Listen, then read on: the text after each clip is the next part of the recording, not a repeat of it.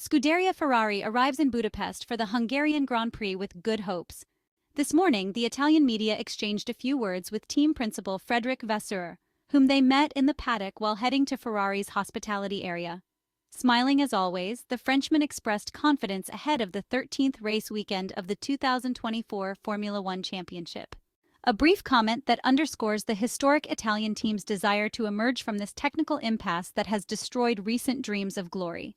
Carlos Sainz has indicated that the SF-24 currently lags by about 0.2 seconds behind Red Bull, McLaren, and Mercedes. The possibility of recovering the performance gap that Ferrari currently suffers is possible. The Spaniard seemed quite confident in this regard, as did Charles Leclerc, who, off the record, reiterated his maximum commitment to getting out of the negative spiral Ferrari has been in since the victorious Monaco Grand Prix on the streets of Monte Carlo. It remains to be seen how the Hungarian weekend will be approached, always keeping in mind that the Hungaroring circuit should partially mask the flaws that the latest aerodynamic upgrade package from Spain have revealed. The high downforce rear wing, the one from Monte Carlo, will offer a significantly greater amount of vertical thrust.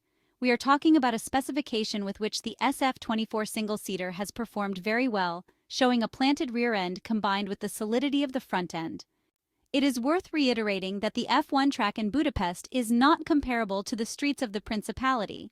However, in the hope of a perfect setup construction by the Maranello technicians, the circuit layout offers the potential to perform well. This was the thought reiterated by Fred Vasseur again this morning. Thanks to exclusive images taken by F1 journalists and reporters directly from the Hungarian pit lane, we understood that Ferrari will hit the track in the first free practice sessions with a lot of rakes. These large aerodynamic instruments are anchored in the area between the front tire and the side pod. The rake is composed of several pitot tubes, a very useful mechanism for measuring the pressure exerted on the car and, consequently, providing precise indications directly on the field of work, the track, which, as always, is the only fair judge regarding the performance of the cars. We are talking about a specific test that Ferrari has decided to carry out in Budapest. The goal is clear: to collect as much data as possible in order to compare it with the factory data obtained through driver-in-the-loop simulations. Essentially, Maranello's technicians will be able to meticulously analyze whether the real pressure field corresponds to what was calculated by the computational fluid dynamics. Considering that the recent updates have not worked so far, this type of examination was somewhat expected. But let's try to understand why the rakes are positioned in this specific area. The new sidepods and updated floor have not worked properly. The problem is aerodynamic, and it is clear that the correlation between simulations and reality has unfortunately been absent.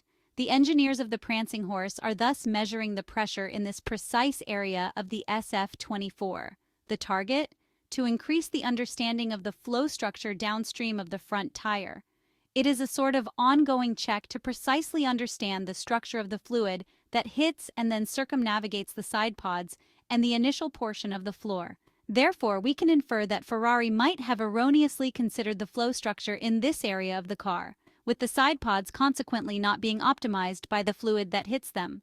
This likely leads to several problems. At the moment, it is not easy to understand what is happening because only after the analyses carried out during the day will the Italian team be able to make a complete evaluation.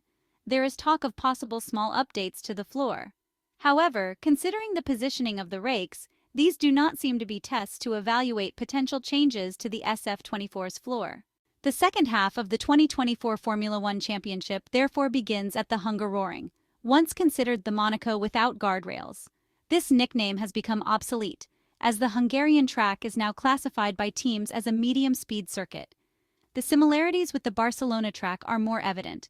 Besides the long corners and the importance of aerodynamic load, the Hungarian circuit is afflicted by a scorching heat wave, predicting another high degradation and strategically lively race.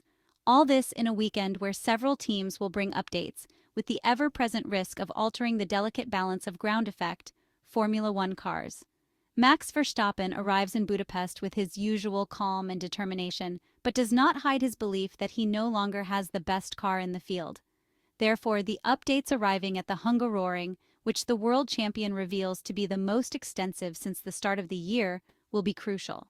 The Formula One world champion confirmed that so far, the Austrian side have brought things that were not particularly big, while this aerodynamic update package is the most substantial. The goal is not only to improve load, aerodynamic efficiency, and tire usage, but also to restore the RB20 single-seater to the performance it had at the beginning of the season, which perfectly matched the Dutchman's driving style. At the start of the year, the Dutchman admitted he felt really comfortable with the car, perhaps even more naturally than the previous year, which was positive. However, after a few races, the opponents caught up, and the team experienced some messy weekends where finding the ideal window was difficult. In the first races, they didn't have particular problems, and everything came more naturally. Even world champions are not exempt from the side effects of ground effect car development, where each change risks altering the driving characteristics positively or negatively. This dynamic is more evident with Sergio Perez at Red Bull, but even Max Verstappen is not immune.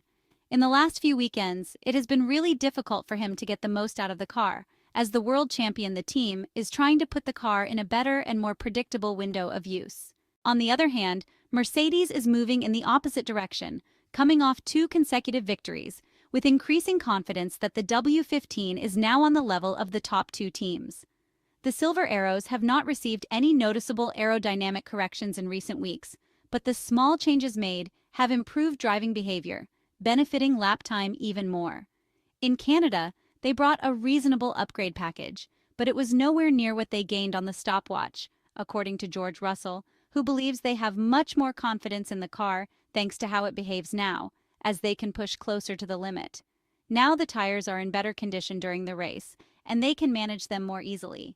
It's a chain reaction on performance.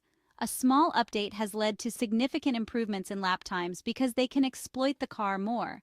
Therefore, the imperative becomes not to alter the car's benign character with the upcoming updates expected between the Hungarian and Belgian weekends. The same goes for McLaren, credited with the most versatile car on the grid, but also exposed to the risks of development. Ferrari is already dealing with the side effects of the aerodynamic update package. Before the Hungarian Grand Prix, Maranello's drivers seemed confident in managing the bouncing issues suffered since the start of the season, which were emphasized by the Barcelona aero package. Carlos Sainz expressed optimism, noting that the team had warned them about the possibility of increased bouncing with the new parts, which did occur. However, the latest simulations indicate that the bouncing should decrease.